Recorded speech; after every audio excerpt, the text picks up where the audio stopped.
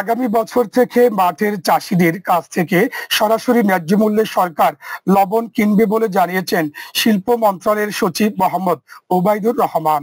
তিনি বলেন, এজন্য কক্সবাজার বা চট্টগ্রাম অঞ্চলে সংরক্ষণাগার তৈরি করা হবে এবং এই লক্ষ্যে জায়গা খোঁজা হচ্ছে।